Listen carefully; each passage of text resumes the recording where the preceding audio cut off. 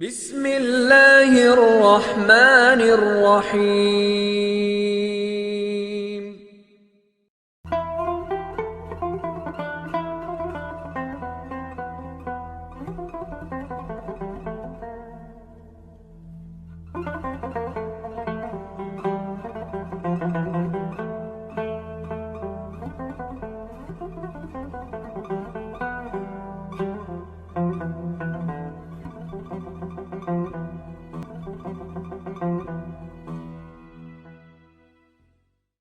اعوذ باللہ من الشیطان اللعین الرجیم بسم اللہ الرحمن الرحیم الحمد للہ رب العالمین والصلاة والسلام علی نبی رحمت اللہ وکلمت نورہ ووالد ہداة رحمتہ ابی القاسم محمد اللہم صلی علی محمد وآل محمد وعجل فرجہم ولا سیم بقیت اللہ فی الارضین واللعنة الدائمة على أعدائهم أجمعين. أما بعد لقد قال رسول الله صلى الله عليه وآله من مات ولم يعرف إمام زمانه مات ميتة جاهلية. ناظرین کرام، السلام علیکم ورحمۃ اللہ وبرکاتہ۔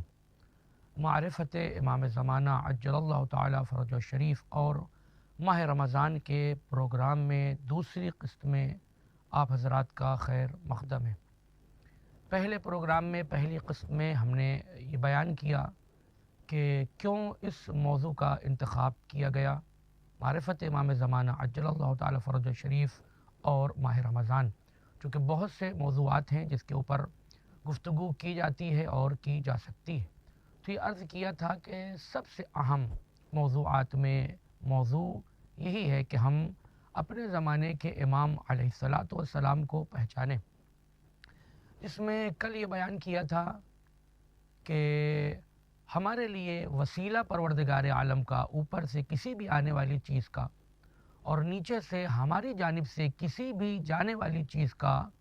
جو پروردگار عالم نے مقرر کیا ہے، بنایا ہے، چاہتا ہے، وہ امام زمانہ عجل اللہ تعالی فرج الشریف ہیں ہمارے زمانے میں۔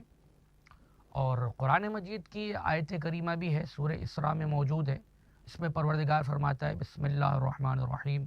یوم ندعو کل اناس بامامہم، سارے لوگوں کو، سارے قبیلے والوں کو، سب کو ان کے امام کے ساتھ محشور کرے گا پروردگار عالم۔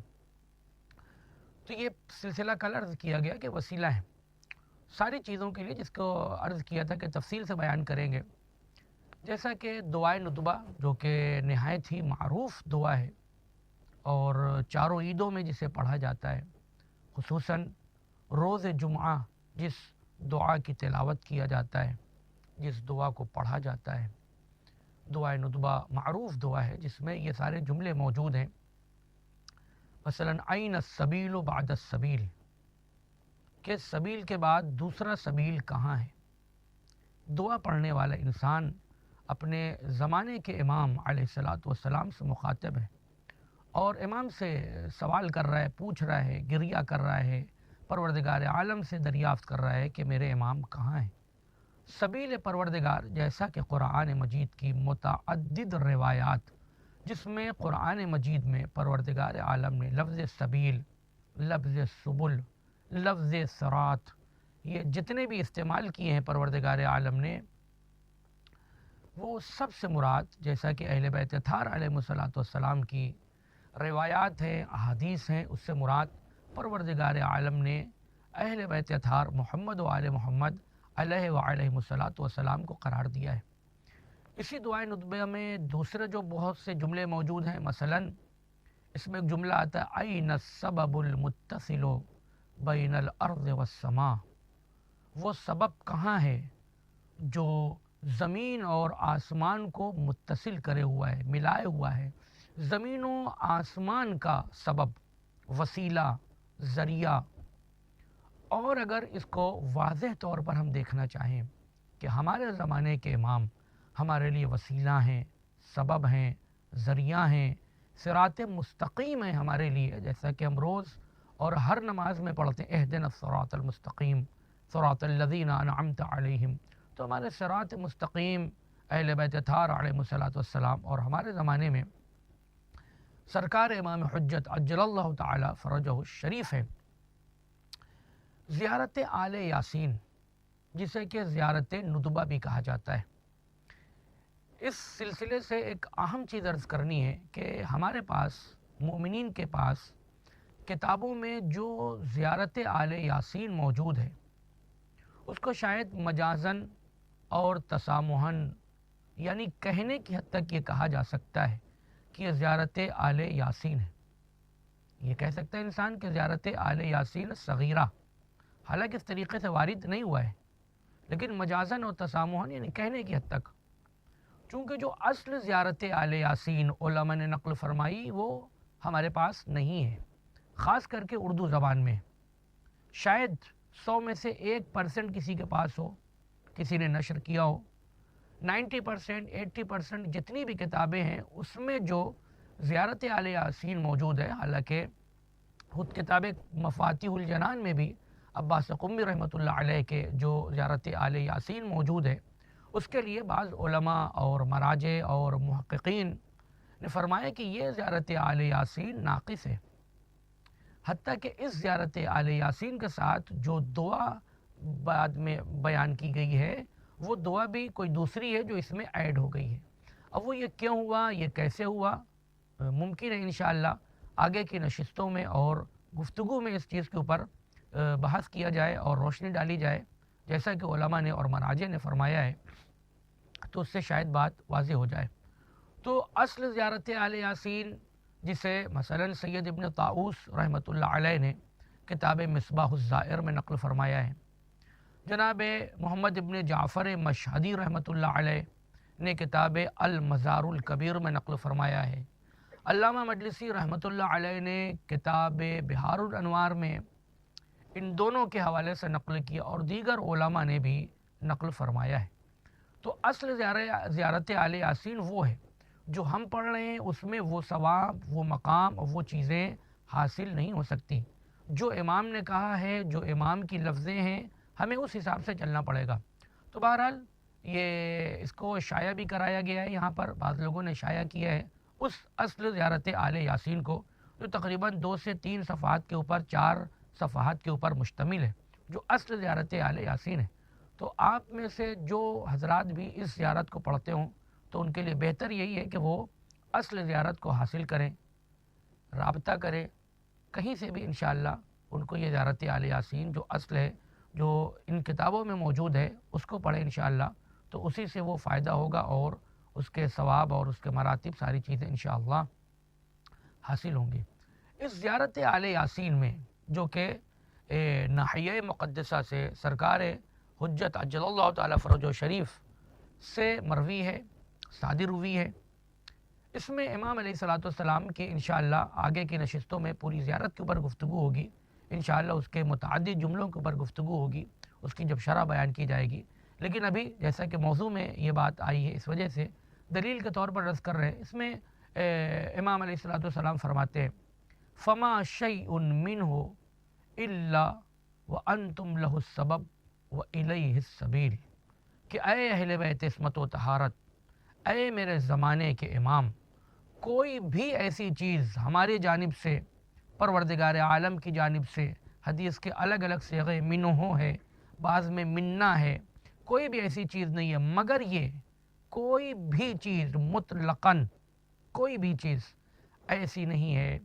مگر یہ کہ اس کے لیے ہمیں ایک سبب کی ضرورت ہے، جیسا کہ ہم نے دعائے ندبہ میں پڑھا، این السبب المتصل بین الارض والسماء، کوئی بھی ایسی چیز نہیں ہے مگر یہ کہ اس کے لیے ایک وسیلے کی ضرورت ہے، بنا وسیلے کے وہ چیز نہیں ہو سکتی، اور اسی سبب اور وسیلے کا نام محمد و آل محمد ہے، یعنی کوئی بھی نہیں ہے، مطلقاً امام نے نفی کر دی، اس کی استثناء کے بعد نفی اس میں ہے، اللہ کے لفظیں موجود ہیں کہ فقط اور فقط ہمارے زمانے کے امام وہ وسیلہ ہیں، وہ سبب ہیں، لہذا ہمیں اپنے امام علیہ الصلوۃ والسلام کو پہچاننا ہوگا اگر ہم یہ چاہتے ہیں کہ ہمیں ماہ رمضان کی برکات ہمارے شامل حال ہوں، وہ ثواب ہم کو ملے، اس عظیم مقصد تک انسان پہنچے جو ماہ رمضان کے ذریعے سے انسان کے لیے طے کیا گیا ہے، ان روزوں کے ثواب اور اس کے مراتب اور اس مقام کے اوپر پہنچے۔ تو اپنے زمانے کے امام کی معرفت کو حاصل کرنا ہوگا، چونکہ ماہ رمضان اللہ کا مہینہ ہے، شہر اللہ ہے، اللہ کی ضیافت کا مہینہ ہے کہ کوئی بھی چیز بغیر سبب اور وسیلے کے نہیں ہو سکتی۔ ابتدا میں اس کو عرض کر دیا۔ ایک عظیم حدیث ہے ماہ رمضان کے سلسلے سے، جو شیخ صدوق رحمۃ اللہ علیہ نے کتاب عیون اخبار رضا علیہ السلام میں، کتاب فضائل الاشہر الثلاثہ، یہ بھی شیخ صدوق رحمۃ اللہ علیہ کی کتاب ہے، اس کتاب میں علامہ مجلسی رحمۃ اللہ علیہ نے کتاب بہار الانوار میں ان کتابوں کے حوالے سے اور دیگر متعدد کتابوں میں یہ حدیث موجود ہے۔ یہ حدیث سرکار امام علی رضا علیہ السلام سے، آپ نے اپنے بابا سے، انہوں نے اپنے بابا سے، یہ پورا سلسلہ ہے، نقل کرتے کرتے فرماتے ہیں کہ مولا کائنات علی بن ابی طالب علیہم السلام نے فرمایا کہ خطبنا ذات یوم رسول اللہ صلی اللہ علیہ وآلہ، کہ ایک روز سرکار دو عالم صلی اللہ علیہ وآلہ، یہاں پر ایک مختصر سا نوٹ ہے، ہمارے مومنین جیسا کہ عام گفتگو میں بول چال میں ایسا محسوس ہوا، اتنی جلدی کہہ دیتے ہیں حضور صلی اللہ علیہ وسلم، اس طریقے سے جلدی سے اس لفظ کو کہہ دیتے ہیں کہ ایسا معلوم دیتا ہے کہ ان کی اس درود میں لفظ آل نہیں آ رہا ہے، یا وہ کہتے ہیں تو بہت دھیرے سے کہہ جاتے ہیں، لیکن اکثر میں نے غور کیا، سوچنے کی کوشش کی، سننے میں گفتگو جب ان کی آئی تو ایسے ہی کہتے ہیں، ایسا لگتا ہے کہ آل کا ذکر ہی نہیں کرے، صلی اللہ علیہ وسلم، صلی اللہ علیہ وسلم، حالانکہ جیسا کہ یہ صلوات بطرہ ہے، یہ دم کٹی صلوات ہے، جیسے ہم ویسے صلوات بھیجتے ہیں اللہم صلی علی محمد، یہاں کے اوپر نہیں رک سکتے ہیں، دم کٹی صلوات ہیں، اس صلوات کا کوئی مطلب نہیں ہے، اس صلوات کا کوئی ثواب نہیں ہے سوائے اس کے کہ اس کا گناہ ہے، اس کا عذاب ہے، اس سے انسان کے قرب میں کمی ہوگی، بلکہ یہ بھی نہیں کہا جا سکتا کہ کمی ہوگی، انسان اس کے ذریعے سے اللہ سے نزدیک ہو ہی نہیں سکتا جب تک اپنے جملے کو مکمل نہ کر دے، پوری چیزوں کے صرف ہم نہیں کہہ سکتے لا الہ اور اس کے بعد رک جائیں، الا اللہ کہنا ضروری ہے۔ اسی طریقے سے اللہم صلی علی محمد و آل محمد پورا جملہ ہے، اور بہترین صیغہ جو صلوات کا ہے وعجل فرجہم، چونکہ ہمیں ہر لحظے اپنے زمانے کے امام کو یاد کرنا ہے،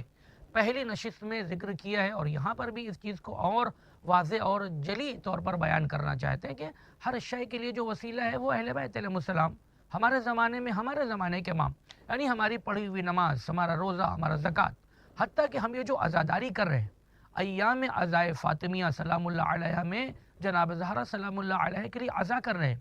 ماہ محرم میں اور اس کے علاوہ مہینوں میں سرکار حسین ابن علی علیہ السلام کے لیے عزا کر رہے ہیں، دیگر ائمہ معصومین علیہ السلام کی ولادت اور شہادت کے موقع کے اوپر مجالس اور محافل کا اہتمام کر رہے ہیں۔ یہ ساری وہ چیزیں ہیں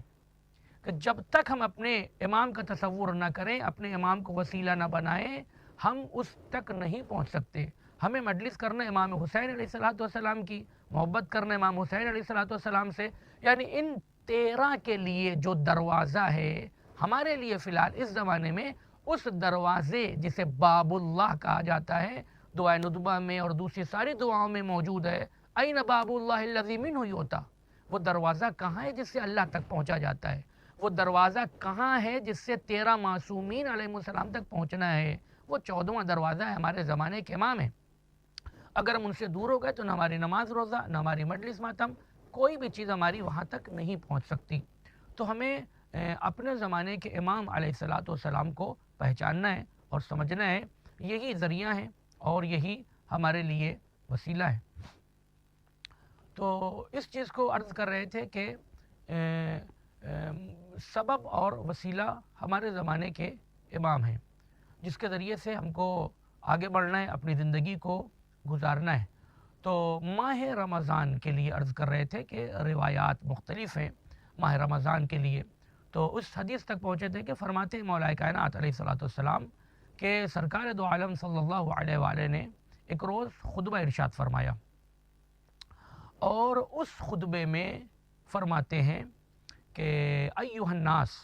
قد اقبل الیکم شہر اللہ، اے لوگوں پروردگار عالم کا یہ مہینہ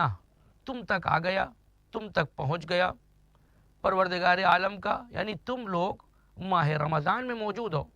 جیسا کہ یہ عظیم حدیث بھی کتاب عیون اخبار رضا علیہ السلام سے منقول ہے، دیگر بہت سی کتابوں میں موجود ہے، جیسا کہ عرض کیا پہلے بحر الانوار میں بھی موجود ہے۔ فرماتے ہیں کہ سرکار نے خطبہ دیا، فرماتے انہو قد اقبل الیکم شہر اللہ بالبرکت والرحمت والمغفرہ، پروردگار عالم کا یہ مہینہ رحمت کے ساتھ،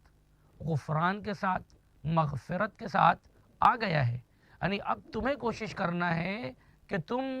رحمت پروردگار کو، برکت پروردگار کو حاصل کرو۔ شہر ہوا عند اللہ افضل الشہور، یہ ماہ رمضان وہ مہینہ ہے جو پروردگار عالم کے نزدیک مہینوں میں سب سے بہتر مہینہ ہے۔ اس میں فرماتے ہیں کہ ایامہ افضل الایام، جس کے دنوں میں سب سے بہترین دن ہے، ولیالی ہے افضل اللیالی،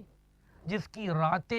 راتوں میں سب سے بہتر راتیں ہیں، وساعاتہ افضل الساعات، اور جس میں لمحات اور وقت دوسرے تمامی وقت سے اور اوقات سے اور گھنٹوں سے افضل اور بہتر ہے۔ ہوا شہر دعیتم فیہ الی ضیافت اللہ، یہ وہ مہینہ ہے جس میں تمہیں پروردگار عالم کی مہمانی کے لیے بلایا گیا ہے، پروردگار عالم کا مہمان قرار دیا گیا ہے، اس کا میزبان تمہارا پروردگار عالم ہے، تم پروردگار عالم کے دسترخوان پہ ہو۔ ناظرین کرام، یہ بھی ایک عجب چیز ہے کہ یہ دسترخوان ہے پروردگار کا، پروردگار مہمان نواز ہے، مہمانی یہاں کے اوپر ضیافت ہو رہی ہے، اور ضیافت کا انداز دیکھیے کہ اس دسترخوان کا کھانا بھوک ہے، اس دسترخوان کا پانی پیاس ہے، اور اس کے علاوہ بھی چیزیں موجود ہیں۔ تو دعیتم الی ضیافت اللہ، اللہ کی ضیافت کی طرف تم کو دعوت دی گئی ہے، تم کو بلایا گیا ہے۔ وَجُعِلْتُمْ فِيهِ مِنْ أَهْلِ كَرَامَةِ اللَّهِ، پروردگار عالم کے نزدیک کرنے کے لیے، کرامت والا بنانے کے لیے، صاحب شرف بنانے کے لیے اس مہینے کو رکھا گیا ہے، تم کو اس جانب بلایا جا رہا ہے، یہ سب کچھ موجود ہے، تمہیں اپنے طرف سے حرکت کرنا ہے، تمہیں اپنے طرف سے آگے بڑھنا ہے۔ پھر امام علیہ السلام فرماتے ہیں کہ سرکار نے فرمایا انفاسکم فی تسبیح، یہ وہ مہینہ ہے جس میں تمہاری سانسیں تسبیح کا مقام رکھتی ہیں۔ اب آپ یہ سوچئے کہ عام بندہ، عام انسان جس کی خلقت قطرہ نجس سے ہو رہی ہے، پیدا ہوا ہے تب بھی غسل کی ضرورت ہے، مر کے جائے گا تب بھی غسل کی ضرورت ہے، عموماً نجس ہے، طہارت کی ضرورت ہے، ناقص ہے، علم کی ضرورت ہے، معرفت کی ضرورت ہے، ساری چیزیں۔ اس کے بعد بھی پروردگار عالم نے کوئی ایک ایسا ظرف قرار دیا ہے، کوئی ایسا محل قرار دیا ہے کہ جس میں اس بندے کی سانس کو پروردگار عالم نے تسبیح قرار دے دیا ہے۔ یعنی اب آپ یہ سوچئے کہ جب انسان شہر اللہ میں اپنے آپ کو لے آئے اور اس کے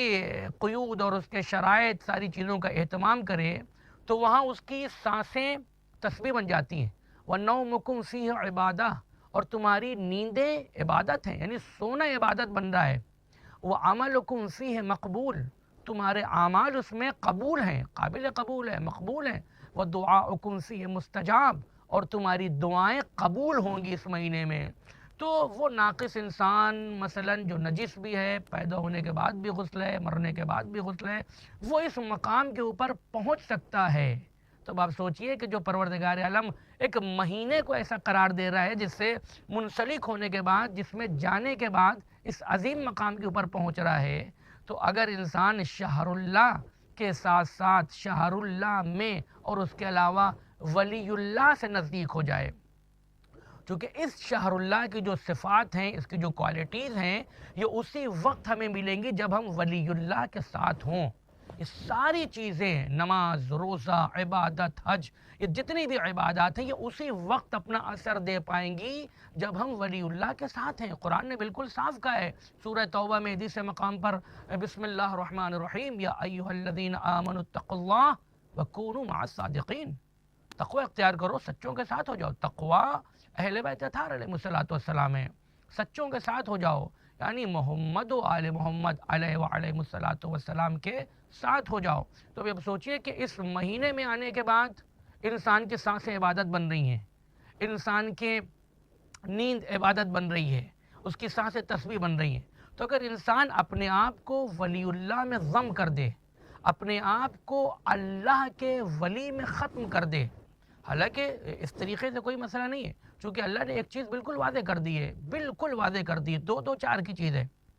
ہم امام سے، اہل بیت اطہار علیہ الصلوۃ والسلام سے کسی بھی وجہ سے محبت نہیں کرتے، کسی بھی وجہ سے ان کا قرب و تقرب نہیں چاہتے، سوائے اس کے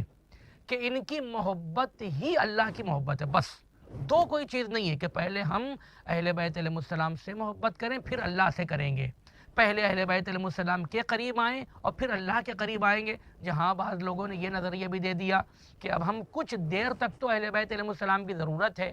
اور باقی ایک ایسے مقام پہ ہم پہنچ سکتے ہیں جہاں ہمیں اہل بیت علیہ السلام کی بھی ضرورت نہیں ہے اور ہم پھر وہاں سے ڈائریکٹ خدا تک جائیں گے۔ ایسا کچھ بھی نہیں ہے، اس کے خلاف روایات، قرآن مجید کی آیات و واقعات موجود ہیں۔ جناب جبرائیل علیہ السلام سید الملک ہے، امین وحی اللہ ہے، اللہ کے وحیوں کے امین ہے، سارا پورا سلسلہ ہے، ان کے فضائل ہیں۔ وہ بھی اس مقام پہ پہنچنے کے بعد جو ان کی جگہ نہیں تھی، سرکار سے کہتے ہیں سرکار اس مقام کے آگے اب آپ جائیں، چونکہ اگر میں ذرہ برابر بھی اس کے آگے بڑھ گیا تو ہمارے بالوں پر جل جائیں گے، ہمارے مقام و منصب چھین لیے جائیں گے۔ وہ ہماری حد نہیں ہے، جو پروردگار عالم نے آپ کو عطا کیا ہے وہ کسی اور کو نہیں عطا کیا۔ جیسا کہ زیارت جامع کبیرہ جو کہ واقع جامع زیارت ہے امام علی النقی علیہ السلام، اس میں موجود ہے آتاکم اللہ ما لم یؤت احدا من العالمین، کہ پروردگار عالم نے آپ کو جو عطا کیا ہے وہ پورے عالم میں کسی کو نہیں عطا کیا، جو آپ کو دیا ہے وہ پورے دنیا میں کسی کو نہیں دیا، کسی عالم میں کسی مخلوق کو کسی بھی دنیا میں نہیں عطا کیا جو آپ کو دیا ہے۔ تو اب آپ یہ سوچئے، جو عرض کر رہے تھے کہ ماہ مبارک رمضان میں انسان کی سانسیں عبادت ہو جاتی، تسبیح ہو جاتی، تو انسان اگر ولی اللہ سے نزدیک ہو جائے، اس سے اگر اپنے آپ کو ضم کر دے، تو پھر جو اس کے اشک ہیں، آنکھوں سے بہنے والے آنسو ہیں، تو اس آنسو کی قیمت یہ کہا جا سکتا ہے اور روایات میں موجود ہے کہ وہ آنسو کی قیمت مثلا جنت ہے۔ وہ آنسو وہ عظیم اشک ہیں جو خضوع و خشوع و خشیت پروردگار میں بہائے جاتے ہیں، کہ جو جہنم کی لپٹوں کو اور اس کی آگ کو خاموش کر دیں گے اور کر دینے کی صلاحیت رکھتے ہیں۔ کیوں؟ چونکہ ہم نے اپنے آپ کو ولی اللہ میں ضم کر دیا ہے، اپنے آپ کو فنا کر دیا ہے، اپنے پورے وجود میں اللہ کے ولی کو اتار لیا ہے اور سمجھ لیا ہے۔ تو یہ ایک دوسری قسم میں بھی اس سلسلے کو بیان کیا کہ ضروری ہے ہمارے لیے کہ ہم اپنے زمانے کے امام کو پہچانیں، چونکہ یہی وسیلہ ہے اور یہی ذریعہ ہے، اور یہ مہینہ ماہ رمضان کا عظیم مہینہ ہے جس میں ہمیں اللہ کی ضیافت کی طرف بلایا گیا ہے، اور اس میں ایک مسئلے کی طرف آخر میں اشارہ کر رہے ہیں، اور پھر ہم اجازت چاہیں گے کہ حدیث میں جملہ یہ الی ضیافت اللہ، اللہ کی ضیافت کی طرف بلایا گیا ہے۔ تو اللہ براہ راست تو نہیں آئے گا کہ نستجر باللہ کہیں کرسی لگا کر بیٹھ جائے۔ تو اب اس کا خلاصہ یہی ہے کہ شہر اللہ میں ضیافت اللہ کے لیے بلایا ہے، لیکن میزبانی جو کر رہا ہے وہ ولی اللہ ہے، اللہ کے ولی ہیں۔ اور ہمارے زمانے میں، اس زمانے میں ہمارے اور آپ کے امام سرکار حجت عجل اللہ تعالیٰ فرجہ شریف ہیں، کہ جن کو ہمیں پہچاننا ہے اور سمجھنا ہے، تاکہ ہم زیادہ سے زیادہ ماہ رمضان کی برکات سے، اس کے ثواب سے مستفید ہو سکیں اور اس کو حاصل کر سکیں۔ یہیں سے ناظرین کرام ہم اجازت چاہتے ہیں، انشاءاللہ کل کی گفتگو میں آگے کے سلسلے کو بیان کیا جائے گا۔ والسلام علیکم ورحمۃ اللہ وبرکاتہ۔